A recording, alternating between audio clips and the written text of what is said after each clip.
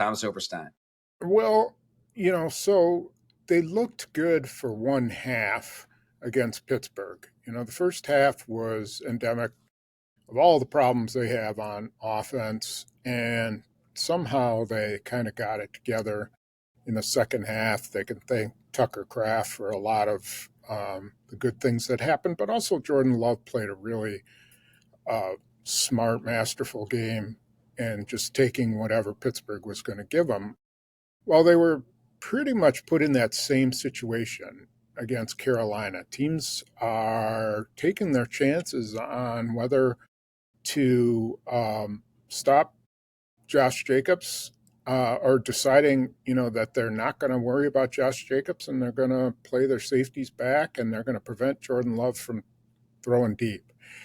And if you're patient and even if you're not running the ball that well, you can hurt opposing teams as they showed against Pittsburgh, especially when you got tight end like Kraft and you got some receivers that can run with the ball.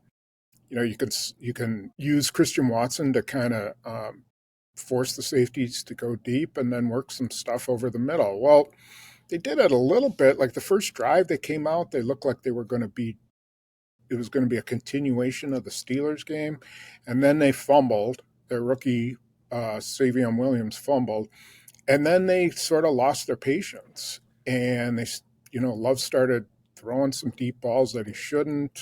LaFleur decides to go for it on 4th and 8 at the 13 with it a one-score game instead of kicking the Mm. field goal, and they just started making decisions that were not consistent with what Carolina was doing to them defensively, and that is a big problem. And so is the fact that they're not giving the ball to Josh Jacobs enough. I mean, he's their bread and butter, and the better he does, the better Jordan Love does.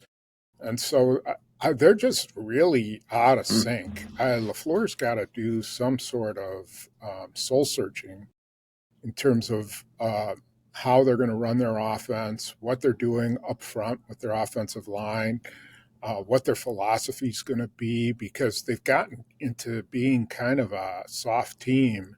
And I don't know, they're going to get destroyed by Philadelphia if they continue to play the way that they have been. Boy, and you don't use that word lightly, but this does kind of remind you probably of past stretches in Packer football where they do get shoved around.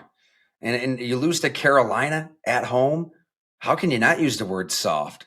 But yeah, I was wondering on Josh Jacobs, is it a matter of his health or is it LaFleur just not feeding him? I mean, how much does the injury kind of play into his usage?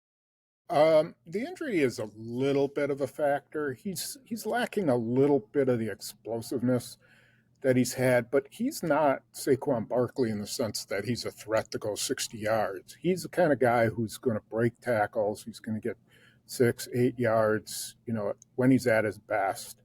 And then, they hope he breaks a 15-yarder and then maybe a 17-yarder.